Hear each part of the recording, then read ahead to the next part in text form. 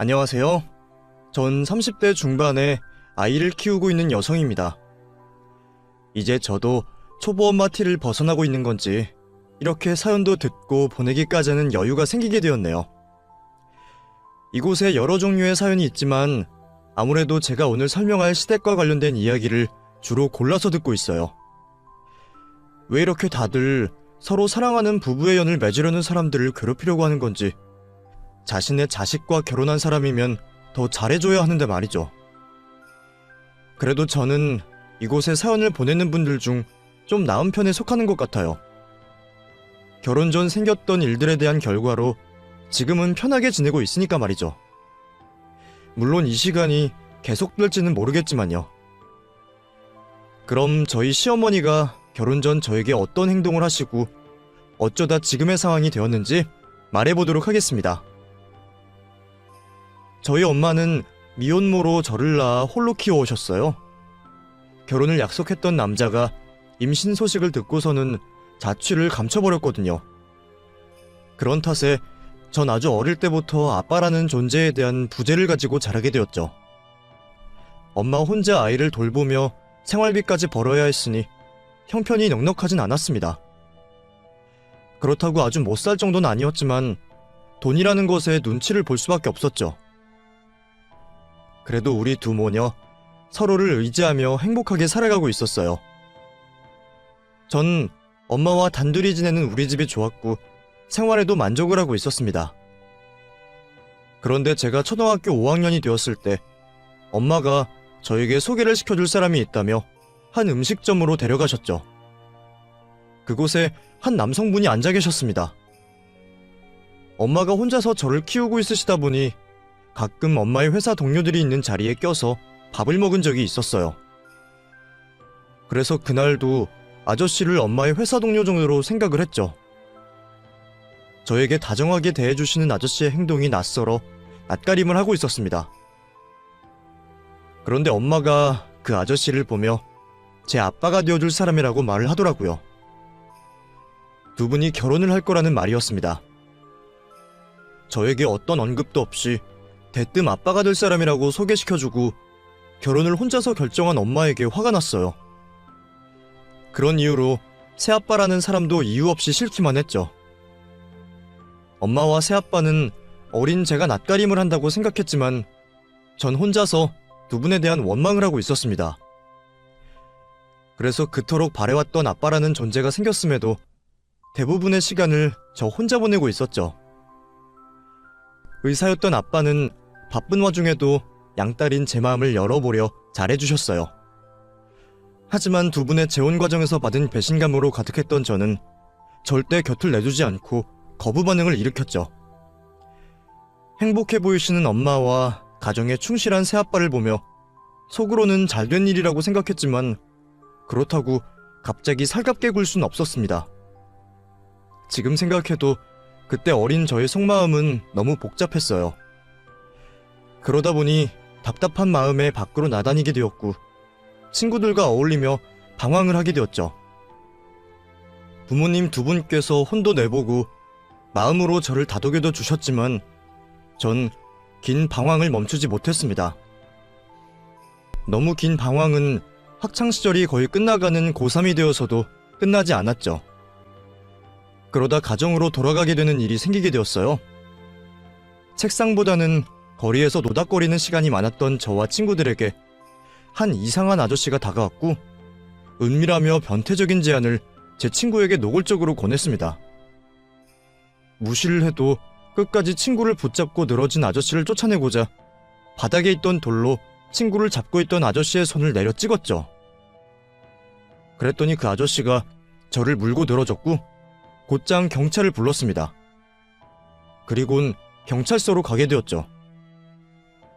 길을 물어보다 갑자기 폭행을 당했다고 경찰에게 거짓말을 하는 변태 아저씨 말에 경찰들이 속지 않을 거라고 생각했습니다. 그런데 변호사라는 아저씨의 직업을 듣고는 갑자기 상황이 역전되었죠. 오히려 제가 처벌을 받을 수도 있다고 했어요. 그때 연락을 받고 온 아빠가 경찰서를 찾아왔고 저에게 있었던 일을 전부 다 듣게 되었죠. 아빠는 제가 한 일을 믿어주셨지만 저를 위해서 그 변태 쓰레기 같은 남자에게 무릎을 꿇으셨습니다. 그리고는 선처를 해달라며 손을 비셨죠. 그 모습을 보고 전 제가 얼마나 큰 잘못을 저지르고 있었는지 깨닫게 되었습니다. 그렇게 아빠께서 한 행동 덕분에 저는 훈방조치가 되었죠. 그날 이후 새아빠와 엄마에게 용서를 구하게 되었습니다. 그리고 다시는 가족의 일원으로서 엇나가는 모습을 보이지 않겠다고 약속을 하게 되었죠. 이후 정신을 차린 저는 새아빠와 같이 사람들에게 도움이 되는 의사가 되고 싶었습니다. 그런데 현실적으로 공부를 하고 꿈을 이루기에는 너무 늦은 것 같았어요. 그때 아빠가 저에게 조언을 하나 해주셨습니다. 세상이 판단하는 직업의 높고 낮음과 상관없이 사람들을 도와주며 보람된 삶은 많다고 말이죠. 그 말을 듣고 난 후 저는 간호조무사가 되기로 했어요. 지금 제 상황에서 가장 현실적으로 가능한 직업이라고 생각을 했거든요. 나중에 좀 더 많은 사람들에게 도움을 주고자 한다면 물리치료사 자격증이나 간호대를 다시 나와도 되겠다고 생각했죠. 그렇게 간호조무사 학원을 다니며 자격증을 취득한 저는 병원에서 사람들을 돕게 되었습니다. 그러면서 쉬는 날에는 보호소를 찾아 봉사활동을 하고 있었어요. 그때 제 남편을 만나게 된 거죠. 의사였던 남편은 의료봉사를 하기 위해 보호소를 찾았고 봉사활동을 하던 저와 만나게 되었습니다. 같이 봉사활동을 하며 서로에게 호감을 느꼈던 우리는 연락처를 교환하게 되었고 얼마 되지 않아 연애를 하게 되었죠. 저에게 남자친구가 생긴 걸 누구보다 먼저 알아차리신 아빠는 남자친구에 대해 물어보셨어요. 너 요즘 연애하고 다니지? 얼굴에 사랑한다고 아주 대문짝만하게 써있던데. 진짜 그게 보여, 아빠? 아직 만난 지 얼마 안 돼서 나중에 좀 안정되면 말하려고 했는데. 근데 아빠가 좋아할걸? 아빠 후배거든. 그래?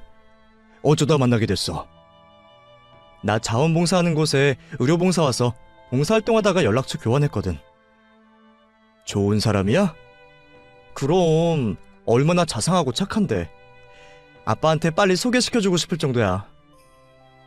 근데 소정아, 혹시 아빠에 대해서는 아직 말 안 했지? 그렇다면 그건 나중에 하도록 하자. 무슨 말이야? 아빠 정체를 숨기자고? 네 남자친구도 내가 학교 선배이고 일적으로 관련되어 있으니 불편할 수밖에 없지 않니? 괜히 우리 두 사람 관계가 알려지면 다른 사람들도 불편하고. 아빠는 자신의 정체를 비밀로 하자고 말씀하셨어요. 생각해본 적이 없었는데 아빠가 말씀하시는 걸 듣고 보니 그 편이 나을 것 같다고 생각이 들었죠. 그렇게 남자친구에게는 아빠가 평범한 회사원이라 설명을 하게 되었습니다. 그런 것들이 저희 두 사람 만남에 중요하지 않았지만 말이에요. 그렇게 남자친구와 저는 2년이라는 시간 동안 만남을 이어가게 되었습니다. 남자친구와의 연애는 행복한 나날들의 연속이었습니다. 서로 근무하는 병원도 일하는 시간도 제각기 다르다 보니 평범한 연인들처럼 자주 만날 순 없었지만 서로에게 확실한 믿음을 줄 수 있는 만남을 이어오고 있었어요. 직업도 같은 분야에 있다 보니 100%로는 아니더라도 서로가 가진 고충과 고민을 10분 이해할 수 있었고 서로에게 힘이 되어줄 수 있었죠. 그런 나날들이 계속될 줄로만 알았어요. 그분이 나타나기 전까지만 해도 말이죠. 남자친구의 휴무에 맞춰 휴무를 냈던 저는 데이트를 하기로 한 약속 장소로 이동 중이었습니다. 그런데 남자친구가 아침 인사 후 연락이 되지 않더라고요. 처음에는 씻고 준비하느라 연락이 안 되나 싶었는데 그 시간을 훌쩍 넘었는데도 답장이 없었죠. 또 잠이 들었나 싶었습니다. 이전에도 이런 일이 몇 번 있었거든요. 힘든 병원 일을 마치고 그동안 쌓여있던 피곤함을 풀지 못한 채 다음날 아침부터 일찍 일어나 데이트를 하려다 보니 다시 침대에서 잠든 일이 많았습니다. 그런 남자친구를 말려보기도 했어요. 그럴 때마다 남자친구는 괜찮다며 오전부터 데이트를 하기 원했습니다. 제가 데이트에 너무 강박을 가지지 말라고 해도 일주일 또는 2주일에 한 번 하는 데이트 시간에 1분 1초가 아깝다면서 말이죠. 남자친구가 얼마나 피곤한지 알고 있었기 때문에 이런 일이 종종 있어도 화를 낸 적 없었고 오히려 피곤해하는 남자친구가 안쓰러웠어요. 그래서 이렇게 남자친구가 데이트를 하는 날 연락이 없을 때면 남자친구 집으로 가 남자친구가 피곤함을 조금이라도 덮을 수 있을 때까지 깨우지 않고 옆에서 있어줬습니다. 그날도 역시나 답장이 없는 남자친구가 잠든 것이라 생각하고 남자친구가 혼자 살고 있는 집으로 향하게 되었죠. 남자친구가 깨지 않게 조심스럽게 현관문 비밀번호를 열고 들어가려는데 안쪽에서 문이 덜컥하며 열렸습니다. 그리곤 남자친구가 문을 열어주고 있었죠. 준비를 한 모습을 보니 침대에서는 진작에 일어난 것 같았어요. 그런데 저를 보고 당황한 남자친구는 목소리를 낮추며 저를 급히 건물 밖으로 내보내려고 했죠. 일어나 있었네? 답장이 없길래 아직도 자고 있는 줄 알고 찾아왔는데 왜 답장이 없었어? 내가 메시지 보냈는데 전송이 안 되었나 보다. 미안해. 내가 갑자기 일이 생겨서 그러니까 우리 데이트 다음번에 하자. 우선 그냥 돌아가. 무슨 일인지는 내가 조금 있다가 말해줄게. 다급해하는 남자친구를 보며 이상하다고 느꼈지만 남자친구가 그렇다고 하니 집으로 돌아가려고 했습니다. 그때 집 안쪽에서 처음 듣는 목소리가 들려왔어요. 목소리가 들려오는 집 안쪽을 보니 남자친구와 닮은 분이 서 계셨습니다. 한눈에 알아볼 수 있었죠. 그분께서 남자친구의 어머님이라는 사실을요. 제가 알지 못했다고 하나 남자친구 어머님이 계시는 집에 허락도 없이 내 집처럼 비밀번호를 누르고 들어오려 했던 게 제 잘못이라는 걸 알았습니다. 어머님께 곧바로 인사를 드리며 죄송하다고 말씀을 드렸죠. 혜준아, 잠깐만. 누군데 가족도 아닌 사람이 비밀번호를 누르고 집 안으로 들어오려고 하니? 아가씨 우리 혜준이랑 어떤 사이예요? 처음 뵙겠습니다, 어머님. 저 혜준씨와 만나고 있는 김소정이라고 합니다. 그리고 방금 전 허락도 없이 집을 들어오려고 했던 행동 죄송합니다. 오늘 같이 쉬는 날이라 데이트를 하기로 했는데 혜준씨가 연락이 안 되어서요. 그래도 혼자 사는 집에 아무렇게나 들어오면 안 되는 거였는데 죄송합니다. 혜준이랑 같은 쪽에서 일하나 보네? 난 우리 혜준이한테 들은 얘기가 없어서 누군가 했지. 그렇게 밖에 서 있지 말고 우선 들어와서 앉아요. 어쩌다 보니 남자친구 어머님께 인사를 드리는 자리가 만들어졌습니다. 예상하지 못한 상황이었지만 언젠가 한 번은 있을 일이었으니 당황하지 않고 어머님께 최대한 잘 보이려고 했죠. 좀 전에 한 실수가 있어 더 잘 보이려 했어요. 우리 혜준이랑 얼마나 만났어요? 혜준 씨와 만난 지는 2년 정도 되었습니다. 2년? 그런데 우리 혜준이 집에 들어오는 게 한두 번이 아닌가 봐요? 혜준 씨가 피곤해서 데이트를 하기로 한 날 침대에서 못 일어난 적이 많아서요. 그럴 때면 제가 일어날 때까지 곁에 있곤 하거든요. 서로 쉬는 날도 들쭉날쭉하고 병원 일이 바쁠 때는 잘 만나질 못해서 모처럼 있는 데이트 날에는 최대한 같이 있으려고 해서요. 제가 더 조심을 했어야 했는데 죄송합니다. 마음에 들지 않는 대답이라는 걸 알았지만 어머님 앞에서 거짓말을 할 수 없어 솔직하게 말하게 되었습니다. 제가 나쁜 짓을 한 건 아니지만 어머님 입장에서는 잘못된 행동일 수 있으니 잘못도 구했죠. 그런데 어머님께서 제 예상과 다른 반응을 보이셨어요. 그런 거 가지고 뭘 그렇게까지 말하고 그래요. 얼마나 보기 좋아. 서로 병원 일로 피곤한 와중에 잠깐이라도 더 붙어 있으려는 거. 나도 사랑해본 사람인데 그 마음 모르는 것도 아니고 오히려 보기가 좋구만 뭘. 다행이라고 생각하고 있었는데 어머님께서 저에 대해 뭔가를 오해를 하고 계신 것 같았습니다. 제가 말한 병원 일을 가지고 저도 남자친구처럼 의사라고 생각을 하시는 것 같았죠. 안 그래도 이번에 올라온 것도 혜준이에게 연애도 좀 하고 결혼도 빨리 하라고 재촉하려 올라왔던 건데 이렇게 참한 여자친구가 있다고 하니까 내 마음이 놓이네. 그래, 어느 과에서 근무하고 있어요? 우리 아들과는 병원에서 만났고? 저 제가 오해하시게 말한 것 같은데 전 의사가 아니고요. 간호 일을 하고 있습니다. 개인 병원에서 간호조무사로 일을 하고 있어요. 혜준 씨와는 봉사활동하다가 만나게 되었고요. 잠깐만. 간호조무사? 간호사도 아니고? 제가 의사가 아니라는 걸 아시고는 어머님께서 태도가 확 바뀌셨어요. 아까 온화하게 말씀하시던 모습은 온데간데 없어지고 매섭게 저에 대한 호구 조사를 하셨죠. 그러면 아버님이나 어머님은 뭘 하시고? 두 분 모두 평범하게 직장 다니고 계십니다. 평범하게? 그러면 집에 가진 재산은 좀 있고? 재산은 제가 잘 모르지만 부족하지 않으신 걸로 알고 있고요. 집에서는 우리 아들과 연애하는 걸 가지고 엄청나게 좋아하시겠네. 뭘 물어봐도 다 평범하다고 하는데 그런 집 딸이 의사나 되는 남자친구를 만나고 있으니 더 물어볼 것도 없겠네. 나는 더 이상 볼 일이 없으니 그만 가봐. 그날 그렇게 저에 대한 부정적인 모습을 보이신 어머님께서는 어떻게 해서든 저와 남자친구 사이를 떼어놓으려 하셨어요. 그날 만남이 있고 난 뒤 곧바로 이런 일이 있었죠. 병원에서 퇴근을 한 저는 저녁을 먹을 준비를 하고 있었습니다. 그때 초인종이 울리며 누군가 찾아왔죠. 바로 어머님이셨어요.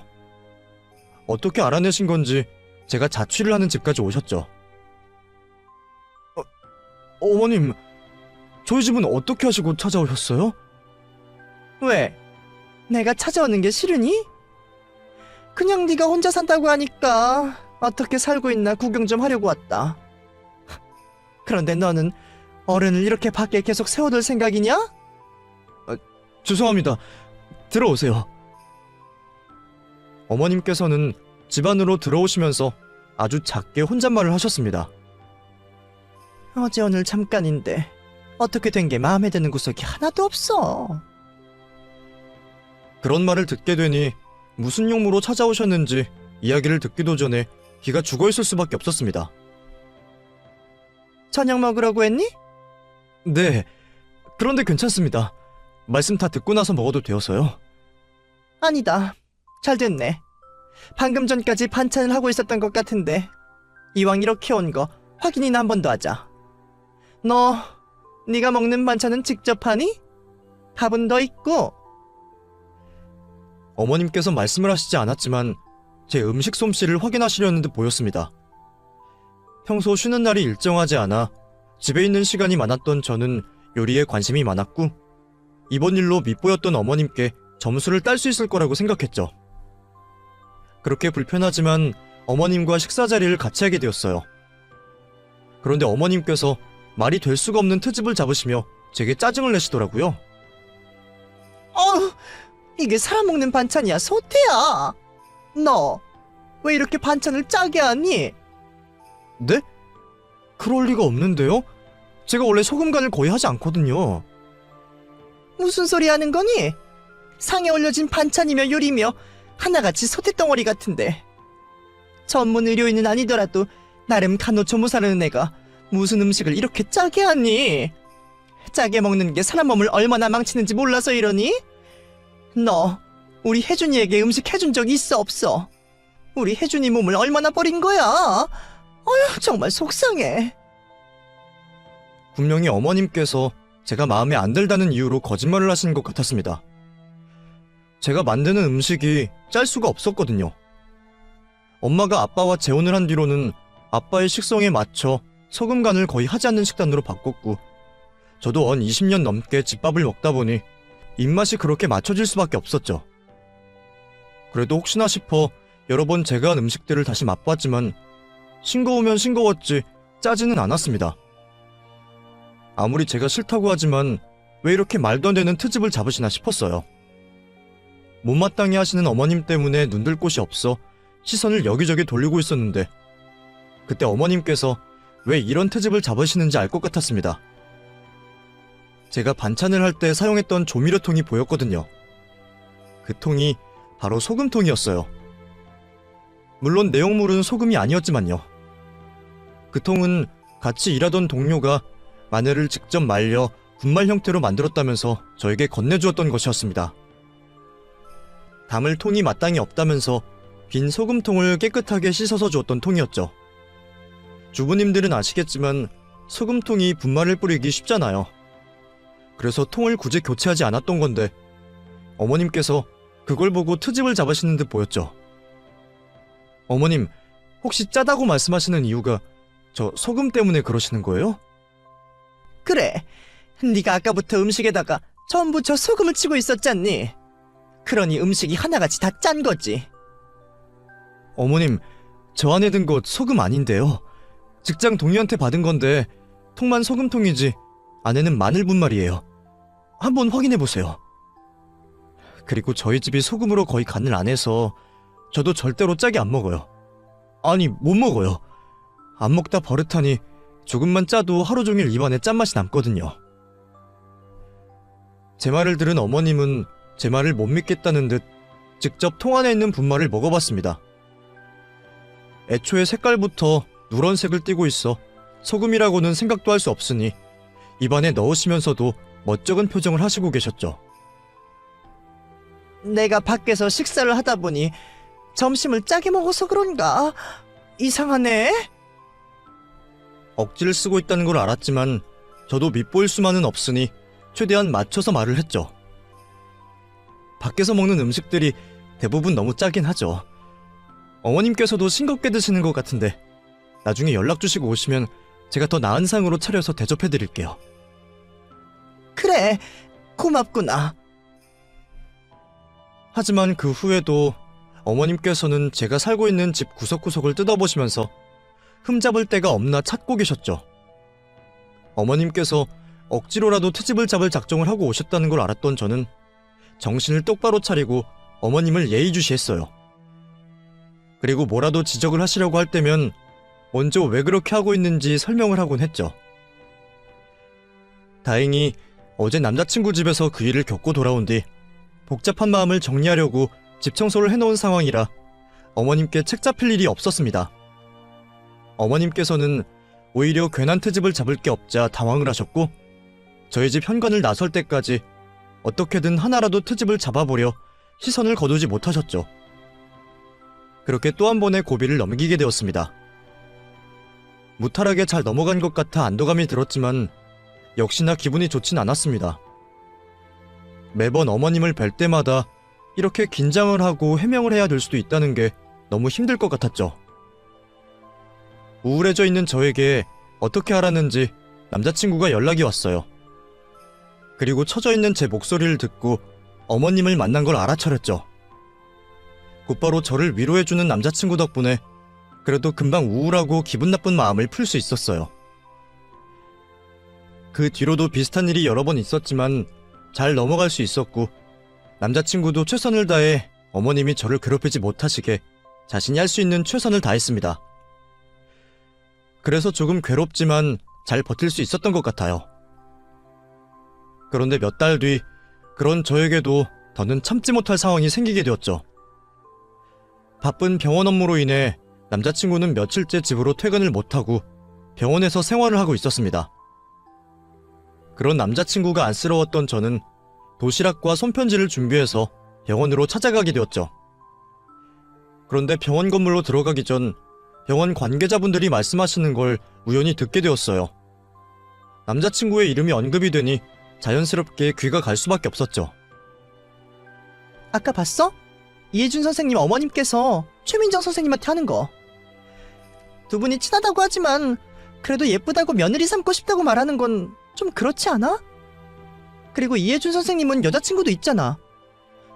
혹시 헤어졌어? 아닐걸? 어제도 여자친구분 보고 싶다고 말씀하시던데. 그냥 혜준쌤 어머님이 민정쌤 며느리 삼고 싶어하는 것 같아. 저번에도 이것저것 챙겨주시면서 민정쌤에게 엄청 잘해주시더라고. 민정쌤이 유학하고 있는 남자친구 있다고 하는데 몸 떨어지면 마음도 떨어진다면서 계속 혜준쌤이랑 연결시켜주려고 하더라니까? 아직 혜준쌤이 어머님께서 어떻게 하고 다니시는지 모르는데 알게 되면 민정쌤이랑 혜준쌤만 남감하지. 두 분이 동기여서 이성적인 감정은 하나도 없는데. 그러게. 계속 저러시면 병원에 괜히 소문만 돌고 두 분 사이만 서먹하게 변할 텐데 큰일이네. 그 이야기를 듣자 갑자기 열이 확 올랐습니다. 인사를 드리지 않아 제 존재를 모르시는 것도 아니고 저와 남자친구 사이가 나쁘지도 않은데 다른 사람과 아들을 이어주시려고 하다니 이건 진짜 아니다 싶었죠. 이번에는 남자친구에게 받는 위로 가지고는 안 되겠다 싶었어요. 남자친구에게 사실을 알려주고 이런 일이 다시는 발생하지 않게 어머님께 확실하게 말씀을 드리려고 말하려 했죠. 남자친구를 만나기 전 진정을 해야 할 것 같아 앉아 있었습니다. 그런데 익숙한 실루엣이 보였죠. 어머님이었습니다. 옆에는 좀 전에 남자친구의 동기분이라는 분이신 것 같았고요. 도대체 무슨 말을 하고 있나 싶어서 가까이 가봤어요. 뭘 그렇게까지 어렵게 생각을 해. 친구에서 연인 되는 게 이상한 것도 아니잖아. 오히려 같이 옆에서 본 세월이 있어서 서로에게 맞춰주기가 더 쉽지. 왜? 우리 혜준이가 싫어? 어머님, 저번에도 말씀드렸지만 저 미국에 남자친구가 있어요. 한국 돌아오면 결혼할 생각까지 있고요. 혜준이도 여자친구 있잖아요. 아직도 많이 좋아하던데. 그리고 저 혜준이한테 이성적인 감정 느낀 적 없어요. 대학 때부터 같이 생활하다 보니 그냥 오빠나 동생으로만 느껴지고요. 저 좋게 봐주시는 건 감사한데 이러시지 마세요. 이러면 저 혜준이 못 봐요. 내가 보기에는 두 사람이 부부연을 맺으면 너무 좋을 것 같아서 그러지. 의사부부 얼마나 좋아. 그러지 말고 미국에 있는 남자친구가 돌아올 때까지만 만나보면서 생각해보는 게 어때? 누가 더 좋은 남자인지 비교하다 골라가도 되잖아. 어쩌면 저렇게 노골적으로 말을 하고 있는지 제가 얼굴이 화끈거릴 지경이었습니다. 남자친구의 동기분이 먼저 자리를 떠나시며 두 분 사이의 대화가 끝나게 되었지만 어머님께서는 자신의 뜻대로 되지 않는 상황이 아쉬운지 자리에 남아있었죠. 그런 어머니 앞에 제가 나서게 되었어요. 어머님, 방금 전에 무슨 의미로 말씀하신 거예요? 어머나 깜짝이야. 너가 여기 왜 있니? 그게 중요한 건 아닌 것 같은데요. 방금 전 두 분이 나누시는 대화 전부 들었는데요. 왜 그런 말씀하세요? 제가 혜준 씨랑 헤어진 것도 아닌데.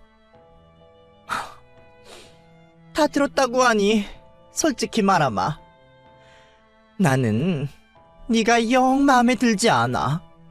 의사인 남편에 간호조무사인 아내, 이게 말이 된다고 생각하니? 내가 겨우 너 같은 애를 며느리로 들이려고 우리 혜준이를 그렇게 키운 줄 알아? 너도 양심이 있으면 네가 알아서 떠나줘야지. 그런 법이라도 있나요? 결혼이 사랑하는 사람끼리 하는 거지 직업 맞춰서 결혼을 하는 거예요? 그래, 나는 그렇게 해야 한다고 본다. 너처럼 우리 아들에게 한참 모자른 여자는 내 아들 아내, 내 며느리 될 수가 없어. 그러면 어머님께서는 아드님에게 어울리는 분이라고 생각되세요? 그렇게 급 따지시는 분이면 어머님께서도 혜준 씨에게 맞는 분이어야 하잖아요. 제 생각엔 저보다도 더 한참 안 맞으시는 것 같은데. 뭐? 너 지금 어른한테 무슨 말버릇이야? 저보다 나이 많은 사람에게 이렇게 하면 안 된다는 법이 있나요? 그리고 누가 먼저 사람을 이렇게 만들었는데요? 제가 얼마나 참을 수가 없으면 이렇게 하겠어요. 아무리 제가 마음에 안 든다고 해도 어떻게 이렇게 하실 수가 있으세요? 저 되바라진 년, 누구 앞에서 큰 소리야? 너같이 싸가지 없고 능력도 별 볼 일 없는 년이 내 아들과 연애하는 꼴도 못 보겠다. 당장 헤어져! 이제 저에게 자신의 생각을 숨기실 생각이 없는 어머님의 말을 듣자 저도 모르게 화를 내게 되었고 어머님과 실랑이를 벌이게 되었죠. 병원 안에 소란이 일어나자 저희를 알아본 병원 관계자로 인해 남자친구가 급히 내려오게 되었고 흥분해 있는 저를 데리고 밖으로 나갔어요. 어떻게 된 상황인지 모르지만 좀처럼 화를 내지 않는 저를 보곤 남자친구는 어머님 대신에 사과를 했고 저를 진정시키려고 했죠. 당장 진정이 되지 않았던 저는 남자친구를 뿌리친 채 집으로 가게 되었고요. 그날 이후 사건의 전말을 알게 된 남자친구가 매일 잘못을 했다며 연락이 왔습니다. 그런 일까지 겪고 남자친구와 만남을 이어가는 게 맞는 건가 싶어 헤어질까 고민도 했었죠. 이별 결심도 수차례 해봤지만 그게 쉽진 않았습니다. 마음을 아무리 모질게 먹으려고 해도 헤어지자는 말이 나오지 않았죠. 결국 남자친구가 어머님을 대신하는 사과를 받게 되었고 다시 만남을 이어가게 되었습니다. 그래도 그날의 사건으로 다행인 일이 있었어요. 남자친구가 어머님께 주의를 준 것도 있었지만 제가 성질을 내서 그런지 어머님께서 더는 저를 괴롭히지 않으셨죠. 그래서 한동안은 어머님을 잊고 남자친구와 다시 행복한 연애를 했던 것 같아요. 그런데 몸에 생긴 여러 변화들로 인해 다시 한번 큰일을 겪게 되었습니다. 예정된 날짜가 며칠이 지났는데 생리가 시작되지 않았거든요. 불안했던 저는 테스트기를 사와 검사를 하게 되었고 양성이라는 결과를 받게 되었죠. 아직 100% 확신을 할 수 없으니 산부인과를 찾아가게 되었고 그곳에서 임신이라는 결과를 받게 되었습니다. 분명 기뻐해야 하는 일인데 처음 겪는 일에 무섭고 당황스럽기만 하더라고요. 요즘에는 혼전 임신이 흔하다고 하지만 왠지 모르게 창피하기도 했고요. 이 사실을 남자친구에게 알렸습니다. 남자친구도 당연히 저처럼 당황을 할 줄 알았는데 남자친구는 생각보다 초연했어요. 마음의 준비를 하기 전에 혼전 임신을 시켜 미안하다며 갑작스러운 임신 소식에 놀란 저를 안심시켜 주었죠. 그러면서 어차피 우리 사이에 결혼할 거 아니었냐며 배가 불러오기 전에 식을 서두르자고 했어요. 책임감 있는 남자친구의 모습을 보며 확신이 섰던 저는 남자친구와 결혼을 약속하게 되었고 임신 소식을 부모님께 전하게 되었습니다. 제 임신 소식을 듣게 된 부모님은 저만큼이나 놀라신 모습이셨어요. 그래도 엄마는 남자친구와 연애가 오래 이어지며 마음의 준비를 하고 계셨던 것 같은데 아빠는 전혀 예상을 하지 못하신 건지 엄마보다 더 서운해하셨죠. 제 앞에서 눈물까지 보이셨습니다. 그러시면서 남자친구와 앞으로 행복하게 잘 살라며 저를 응원해 주셨죠. 그런 아빠의 모습에 저도 눈물을 터뜨리게 되었고 우리 가족은 다 같이 부둥켜 울게 되었어요. 그래도 부모님께서 큰 반대 없이 결혼에 허락을 해주시니 한결 마음이 편했습니다. 그래서 무거울 줄로만 알았던 출근길이 가벼워졌죠. 전날 임신 소식을 전하게 되어 부모님 집에서 잠을 잤던 저는 원래 출근 시간보다 더 일찍이 길을 나서게 되었습니다. 부모님께 최대한 밝게 인사를 하고 집을 나왔는데 얼마 가지 않아 누군가 저를 붙잡아 돌려세웠어요. 어머님이었죠. 어머님? 어머님께서 여길 어떻게 하시고... 어디다 대고 어머님이라고 말을 해. 내가 왜 네 어머님이야? 너, 내가 네 주제 알고 행동하라 했지. 근데 이 사단을 만들어? 임신하면 누가 너 따위 여자애를 며느리로 받아들여줄 거라고 생각했어? 이게 감히 우리 아들이 어떤 아들인 줄 알고. 왜? 내 아들 발목 잡아 팔자 고치게? 네 팔자 고치고 싶었으면 네가 노력을 했어야지. 어디서 무임승차를 하려고 해. 그깟 애 따위야 떼어버리면 끝이야. 너 저번에 나한테 성질 부리고 내가 우스운가 본데 내가 아들을 위해서 얼마나 무서운 사람이 될 수 있는지 직접 느낄 수 있게 해주마. 따라와. 뱃속에 아이가 있었던 저는 어쩔 수 없이 거친 어머님의 행동에 이끌려 행동할 수밖에 없었습니다. 그렇게 강제로 택시에 태워진 저는 한 병원 앞에 내리게 되었어요. 어머님, 아까 하신 말씀이 진심이세요? 도대체 왜 이러시는 거예요? 내가 얼마나 무서운 사람인지 보여준다고 했지? 잔말 말고 얼른 따라오기나 해. 또다시 강제로 산부인과 안까지 끌려가게 되었고 최대한 몸을 조심하며 어머님의 행동에 반항을 하기 시작했습니다. 그럼 결혼 안 할게요. 그러니 그만하세요. 이러다 뱃속 아이한테 문제 생기면 어떡해요? 내가 그 말을 어떻게 믿고? 네가 아이 낳고 와서 우리 아들 발목 안 잡는다는 보장이 있냐? 여기요. 의사 어디 있어요? 여기 잘못 뺀 애가 있으니 이해 좀 뗍시다. 시모가 막무가내로 애를 떼겠다며 난리를 부리자 산부인과 내에 있던 모든 사람들이 밖으로 나왔어요. 다들 제정신이 아닌 시모를 말려보았지만 임신한 저를 가지고 협박을 하고 있는 시모에게 다가갈 수도 없었죠. 그때 익숙한 목소리가 들려왔습니다. 의사라는 사람들이 다들 뭐하고 있는 거야? 환자가 정신 나간 사람한테 협박당하고 있는데 가만히 쳐다보고만 있어! 얼른 내 딸, 저 정신 나간 여자와 안 떨어뜨려! 고개를 돌려보니 아빠가 서 계셨어요. 동시에 병원에 있던 사람들 모두도 저희 아빠를 쳐다보았습니다. 그리고 가장 먼저 반응을 한 건 의사 선생님들이었죠. 다들 크게 놀라며 아빠에게 인사하기가 바빴습니다. 선배님, 여기를 어떻게... 그러면 저분이 선배님 따님... 다들 뭐해? 얼른 힘을 써서라도 떼어놔! 의사들이 아빠를 알아보는 모습에 급히 확인을 해보니 해당 병원 의사들이 아빠와 동문 후배라는 걸 알 수 있었습니다.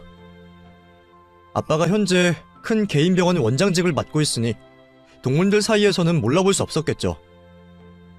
제가 아빠의 딸이라는 걸 그제서야 알게 된 의사 선생님들은 시모와 저를 떼어놓기 위해 직접 달려들었어요. 시모만 이 상황이 어떤 상황인지 몰라 눈만 깜빡이며 서 있었습니다. 그래도 눈치가 아예 없진 않은지 아빠에게 머리를 조아리는 의사 선생님들을 보며 자기가 큰 잘못을 하고 있는 걸 알아차리긴 했죠. 저를 잡고 있던 손을 놀란 듯이 황급히 놓더라고요. 너 누구니? 저분은 또 누구시고? 너희 아버님이란 사람이 누구길래 여기 병원 의사들이 전부 이러는 거야? 우리 딸이 당신에게 그걸 말할 이유가 있습니까? 내가 당신 협박 및 폭행, 납치, 그리고 강요죄로 고소할 겁니다. 당신 같은 사람 두 번 다시는 우리 딸 앞에 못 나타나도록. 내가 처음부터 전부 다 지켜봤어요. 당신이 우리 딸 출근길에 협박하고 납치해서 여기까지 강제로 끌고 온 거. 그리고 여기 병원에서 일어난 일은 나뿐만 아니라 여기 있는 사람들 전부가 당신이 우리 딸에게 한 행동 봤고요. 알고 보니 아빠는 제가 출근길을 나서는 걸 집에서 보고 계셨습니다. 그래서 제가 시모에게 붙잡히고 어쩔 수 없이 강제로 택시에 태워진 것까지 보시게 된 거였죠. 허겁지겁 차를 몰고 저를 쫓아오셨던 아빠는 병원에서 시모가 하는 이야기를 듣고 저와 시모의 관계를 아시는 듯 했어요. 그게 어떻게 된 일이냐 하면, 그러니까 그게... 내가 지금 여기서 약속 하나 하죠. 당신이라는 사람이 제일 괴로워할 수 있는 벌을 내 손으로 꼭 내리겠다고. 방금 내가 누구냐고 물어봤죠. 나, 당신 아들이 나온 의대 선배이자 개인병원 원장직을 맡고 있는 사람입니다. 내가 당신 아들 의사면허 정지는 못 시켜도 앞날 정도는 막을 수 있다는 말이죠. 그뿐인 줄 압니까? 내가 있는 재산 다 쏟아붓더라도 가장 비싸고 좋은 변호사 선임해서 당신 아들에게 양육비, 정신적 손해배상까지 다 받아낼 거야. 당신은 아까 내가 말했던 죄에 대한 처벌은 처벌대로 받으면서 당신 아들이 20년 가까이 힘들어하는 꼴 봐야 할 거라고, 알아? 아이고 선생님, 제가 잘못했습니다. 제발 저희 아들만은 봐주세요. 우리 아들은 제가 이런 짓 한 줄 모르고 있습니다. 전부 다 제가 독단적으로 한 잘못이에요. 제가 못 배워 생각이 하도 짧아서 그러니 제발 용서해주세요.